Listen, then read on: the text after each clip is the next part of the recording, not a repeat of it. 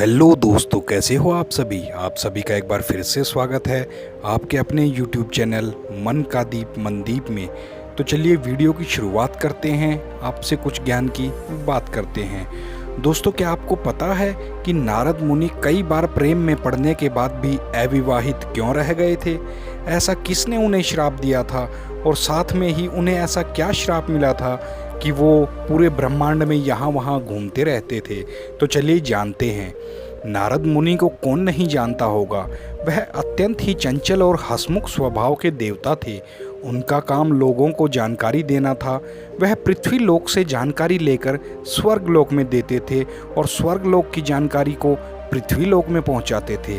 वह हर समय नारायण नारायण का जाप करते रहते थे। वह पुराने ज़माने के पत्रकार थे। वे पूरे ब्रह्मांड की खबर को एक जगह से दूसरी जगह तक पहुंचाने का काम करते थे। बहुत सी पौराणिक कहानियों में नारद मुनि का जिक्र मिलता है। नारद मुनि को अपने जीवन में कई अप्सराओं से प्रेम हुआ था, लेकिन वो किसी से शादी नहीं कर पाए। जब भी नारद मुनि किसी रूपवती या अप्सरा को देखते थे तो उन्हें प्रेम हो जाता था, लेकिन लाख कोशिश के बाद भी वे शादी नहीं कर पाए। जानते हैं चलिए इसका क्या कारण था। ब्रह्मा जी ने दिया था उन्हें आजीवन रहने का अभिशाप।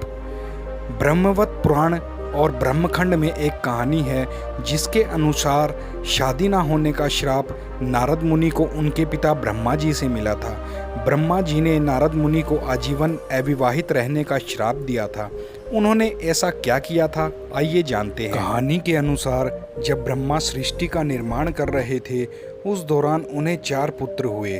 उन्हीं में से एक नारद मुनि भी थे। तीनों पुत्र तपस्या के लिए कहीं दूर निकल गए और अकेले नारद मुनि बच गए।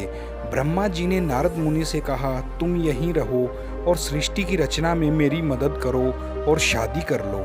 जैसा कि आप सभी जानते हैं, नारद मुनि स्वभाव से चंचल थे, इसलिए उन्होंने अपने पिता ब्रह्मा को शादी करने से मना कर दिया।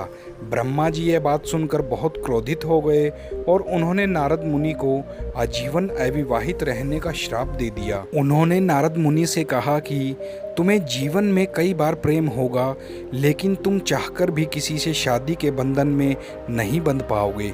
तुम अपनी जिम्मेदारियों से भागते हो, इसलिए तुम सारा जीवन भागते हुए ही बिताओगे और पूरी दुनिया में सिर्फ दौड़ते भागते ही रहोगे।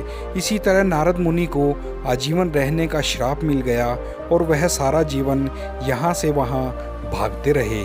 तो दोस्तों, ये थी आज की ज्ञान की बात और साथ ही साथ चैनल को कृपया सब्सक्राइब कर दें। आपके सब्सक्राइब करने से मुझे मोटिवेशन मिलता है ताकि मैं नई नई वीडियो और नई नई जानकारी आपके लिए ला सकूं। दोस्तों, मौज लो, रोज लो, ना मिले तो खोज लो। आप सभी का दिल से धन्यवाद।